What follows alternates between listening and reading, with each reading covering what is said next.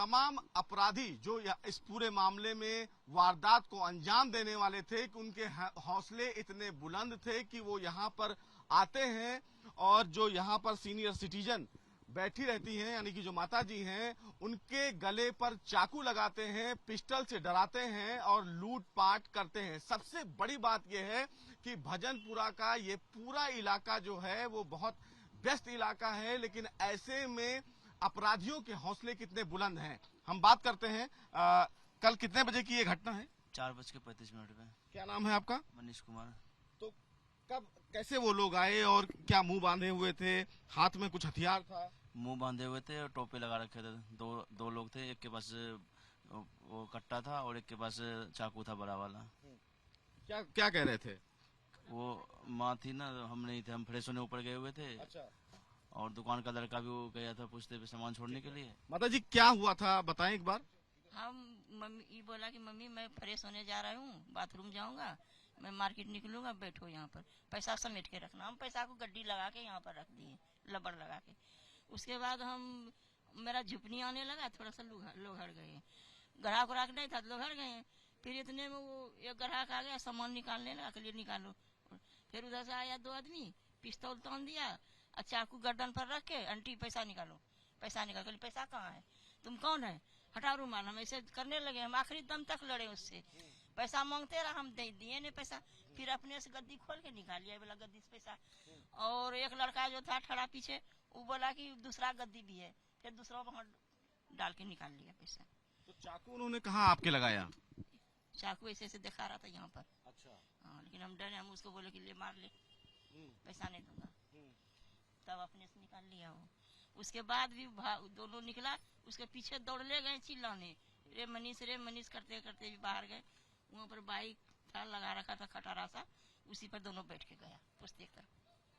तो आपको धमका भी रहे थे वो बार बार पैसा देने के लिए कि आप पैसा? चाकू मार देंगे, पैसा दे नहीं तो चाकू मार दूंगा। हमके लिए मार दे चाकू, हम डरे नहीं, तो चाकू मार दे, मारना है तो मार दे, लेकिन पैसा नहीं दूंगा। जब नहीं दिए तो अपने से निकाल लिया। कितने पैसे लेकर गए आपके हिसाब से यहाँ पे? वही 60-70 हजार था। अच्छा। पता चला ऐसा तो नहीं कि आसपास के ही हैं, रेकी कर रहे थे, उनको पता था कि दुकान में कोई नहीं है? उसको पता होगा, जानकारी आदमी की ना, सब पता होगा। तो पुलिस को आप लोगों ने क्या जानकारी दी? जैसे जैसे हुआ वैसे वैसे बताएं। तो उसके बाद फिर क्या पुलिस यहाँ पर सीसीटीवी वगैरह भी लगा हुआ था आपकी दुकान में बताया जाए? लगा हुआ था, देखा, मोबाइल में भी देखा, वहाँ पर भी देखा, खोल के ले गया है। अच्छा। आप कहाँ थी जब ये पूरा जी? तो आप लोग को भी जानकारी हुई, हल्ला मचा? मम्मी जब चिल्लाने लगी, जब नीचे हम सब आए, तब तक मैं वो भाग गया था। जी। क्या नाम है आपका? नीतू कुमारी।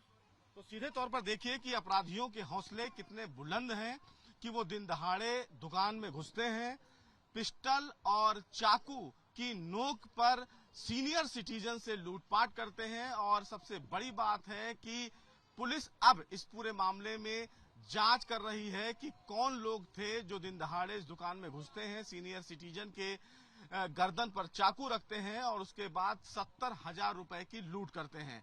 सबसे बड़ी बात इस मामले में यह है कि भजनपुरा का ये पूरा इलाका जो है वो व्यस्ततम इलाका है, जहां पर दिन भर लोगों की जो आवाजाही है वो लगी रहती है। बावजूद इसके जो अपराधी थे उनके हौसले इतने बुलंद थे कि उन्हें किसी भी व्यक्ति का डर नहीं था और वो दुकान में घुसते हैं, मुंह में अपने नकाब बांधे हुए रहते हैं और चाकू और पिस्टल की नोक पर लूटपाट करते हैं। ऐसे में अब ये देखना बेहद अहम होगा कि दिल्ली पुलिस जहां इस पूरे मामले में अब जांच को लेकर आगे बढ़ी है, वो इस पूरे मामले में शामिल वारदात में अपराधियों को कब तक गिरफ्तार करती है। लेकिन एक बड़ा सवाल कानून व्यवस्था पर भी खड़ा होता है कि दिन दहाड़े अगर भजनपुरा इलाके में इस तरह की लूटपाट हो रही है तो कहीं ना कहीं दिल्ली पुलिस की सुरक्षा पर भी सवाल खड़े होना लाजमी है। वीडियो जर्नलिस्ट परवीन दीक्षित के साथ सुशील पांडे, एबीपी न्यूज, दिल्ली।